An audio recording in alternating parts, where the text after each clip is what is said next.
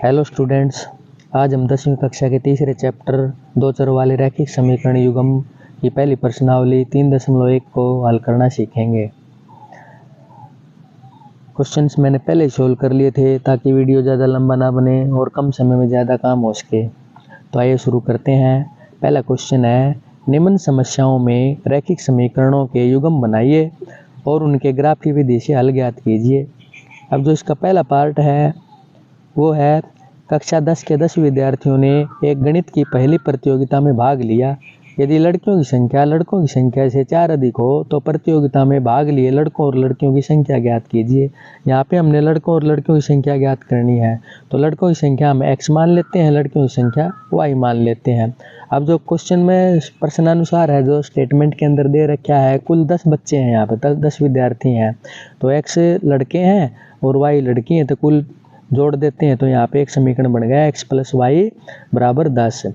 और जो दूसरी कंडीशन है, लड़कियों की संख्या लड़कों की संख्या से 4 अधिक है, लड़कियों की संख्या हमने y मानी है, लड़कों की संख्या x है, तो लड़कों की संख्या से 4 अधिक है तो x + 4 = y। यहाँ से दूसरा समीकरण आ जाता है हमारा x - y = 4। 4 जब दूसरी साइड में जाएगा तो इसका निशान बदल जाएगा, y दूसरी साइड में जाएगा तो इसका निशान बदल जाता है।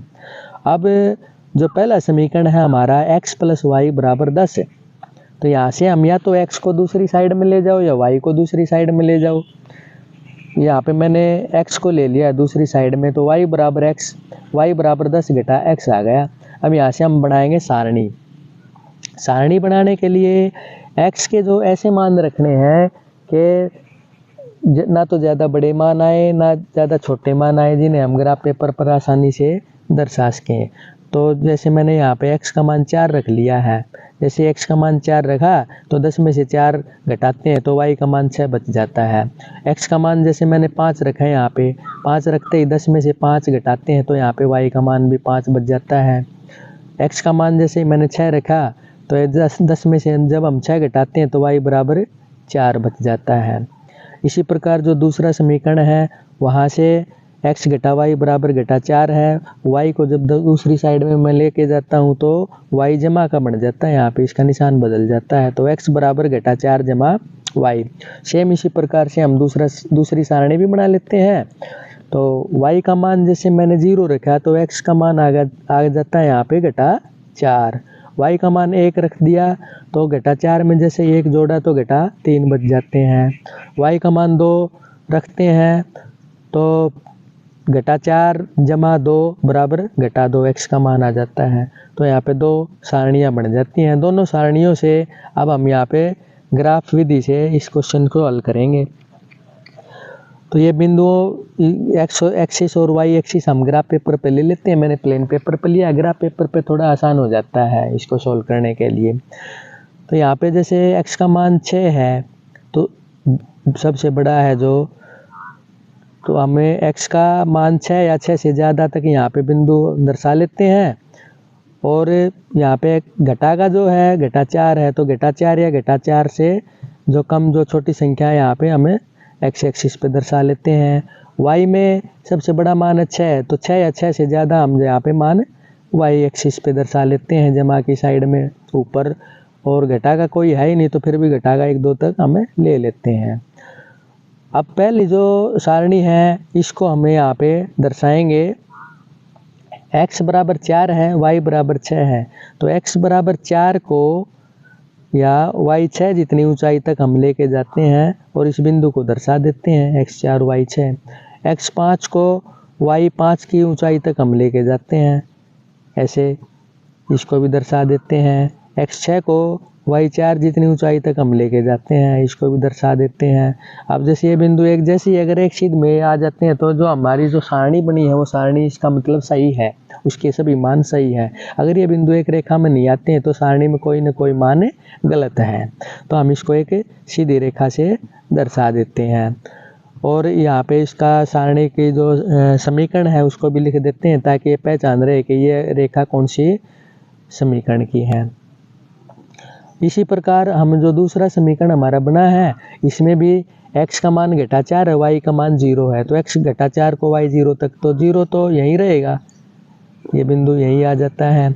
x - 3 को y 1 जितनी ऊंचाई तक हम बढ़ाते हैं, x घटा 3 को y 1 जितनी ऊंचाई तक और x घटा 2 को y 2 जितनी ऊंचाई तक। अब ये भी एक सीध में आ जाते हैं, एक सीध में आ जाते हैं तो इनको हमने एक सरल रेखा हम खींच देते हैं। जहाँ भी ये दोनों रेखाएं प्रतिच्छेद करती हैं वही इस समीकरण का हल होता है। तो ये यहाँ पे इस बिंदु पे प्रतिच्छेद कर रही है, इस बिंदु की हम पहचान कर लेते हैं कि x का मान यहाँ पे 3 है, y का मान 7 है।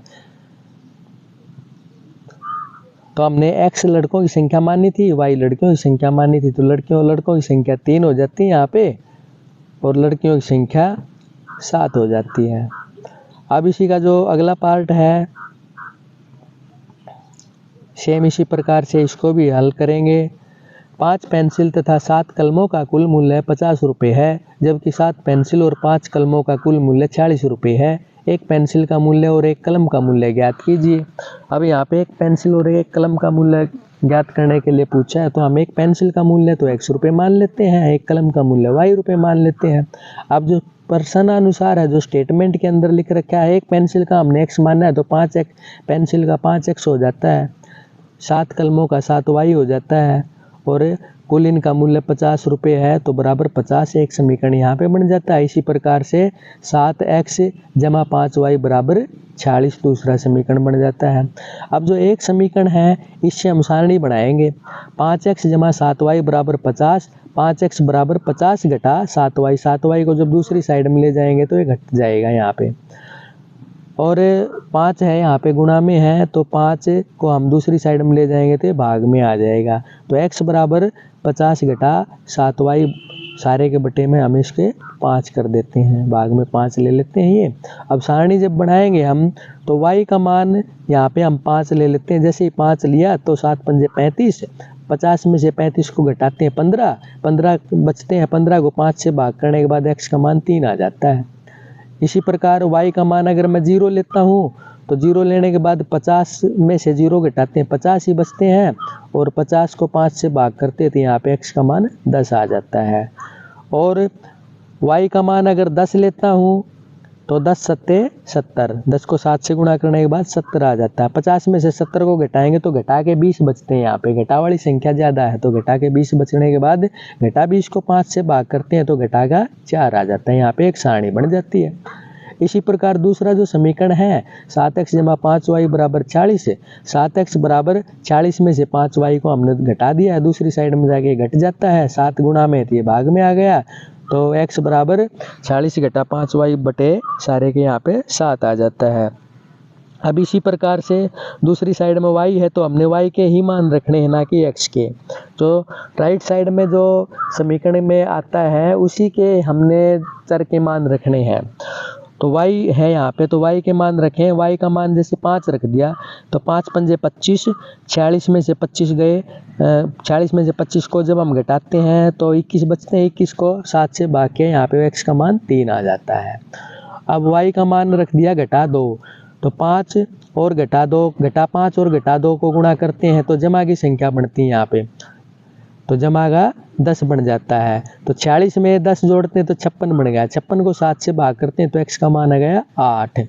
अब y का मान रख दिया है घटा जमा का 12, 12 पंजे 60, 12 को 5 से गुणा करते हैं तो 60 आ जाते हैं, यहाँ पे घटागा। 46 में से जब हमें 60 को घटाते हैं तो हमारे पास बचते हैं घटा के 14, 14 को जब 7 से भाग करेंगे घटा 14 को तो घटा के 2 आ जाते हैं। यहाँ पे हमारे 2 सारणी बन गई है। अब दोनों सारणियों से हम यहाँ पे एक ग्राफ की विधि से इस क्वेश्चन को हल करेंगे। अब उसी प्रकार जैसे पहले क्वेश्चन में किया था, हमने ये मान दर्शा लिए हैं यहाँ पे x एक्सिस और y एक्सिस के ऊपर, और जो पहली जो सारणी है उसको इसके ऊपर दर्शाते हैं। अब जैसे x 3 को y 5 जितनी ऊंचाई तक बढ़ा दिया, यहाँ पे एक बिंदु ले लिया है, ग्राफ पेपर पे तो आसानी से हो जाएगा, यहाँ पे हमने इसकी पैमाइश करनी पड़ेगी। x 10 को y 0 तक बढ़ा लिया है, x 10 है और y 0 है, ये यहाँ पे ये बिंदु आ जाता है।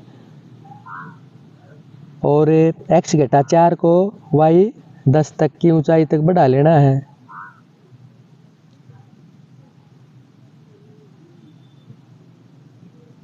x घटा 4 यहाँ पे ये है और इसको y 10 जितनी ऊंचाई तक हमने यहाँ पे बढ़ा लिया है। अब ये एक सरल रेखा बन गई है, इसको हमने ये तीनों बिंदु एक सीध में आ गई तो इसको मिलाने के बाद एक सरल रेखा बन गई। इसको हम नाम दे देते हैं इस समीकरण का, जो अभी ये समीकरण था 5x = 7y = 50। अब इसी का जो दूसरी जो सारणी है इसमें x = 3 है, y = 5, x = 3 y = 5 ये हो गया। यहाँ पे x 8 है, x 8 को y 2 जितनी y घटा 2 जितनी ऊंचाई तक बढ़ाना है, x 8 को y घटा 2 ये आ जाता है यहाँ पे, और x घटा 2 को y 12 जितनी ऊंचाई तक हमने इसको बढ़ाना है इस बिंदु को।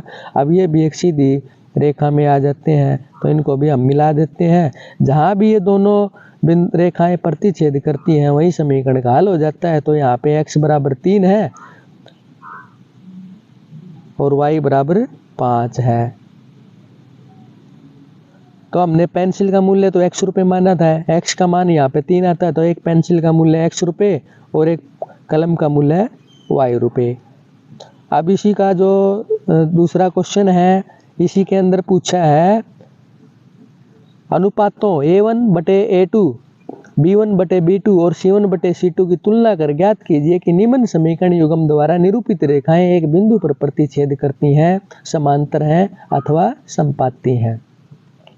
तो ये जो दो समीकरण यहाँ पे दे रखे हैं, दोनों समीकरणों में जो यहाँ पे इसी प्रकार होता है, x का जो गुणांक होता है उसको तो हम A1 मान लेते हैं, y का मान गुणांक होता है उसको B1 मान लेते हैं, चर पद को C1 मान लेते हैं। इसी प्रकार दूसरे समीकरण में A2, B2 और C2।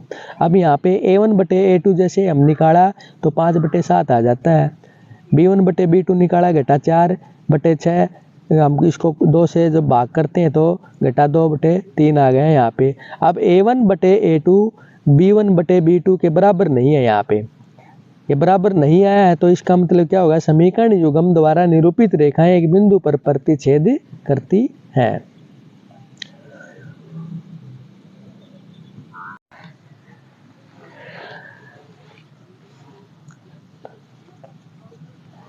अब इसी क्वेश्चन का अगला पार्ट है 9x = 3y = 12 = 0 और दूसरा समीकरण है 18x = 6y = 24 = 0। तो हम यहाँ पे इसी प्रकार जैसे पहले पार्ट में हमने हल किया था A1/A2 निकाल लेते हैं। यहाँ पे 9/18, 9 से 2 ऊपर नीचे अंश और हर को 9 से भाग करते हैं तो हमारे पास आ जाता है A1/A2 का मान 1/2 और B1/B2 निकालते हैं तो 3/6 कर देते हैं। यहाँ पे 3 से दोनों ऊपर नीचे अंश और हर को भाग करते हैं तो B1/B2 आ जाता है 1/2। इसी प्रकार C1/C2 निकाल लेते हैं, ये भी 1/2 आ जाता है। अब तीनों ये जो मान है ये बराबर होते हैं, बराबर आ गए यहाँ पे। जैसे तीनों मान बराबर आए तो समीकरण युग्म द्वारा निरूपित रेखाएं संपाती हैं। जब तीनों मान जब बराबर हो जाते हैं तो रेखाएं एक दूसरे को पूरी तरह से एक दूसरे के ऊपर से होकर गुजरती हैं, एक दूसरे को पूरी तरह से ढक लेती हैं, उसे हम संपाती बोलते हैं। जब हर बिंदु को छुएगा तो वहाँ पे अनंत हल हो जाते हैं समीकरण के।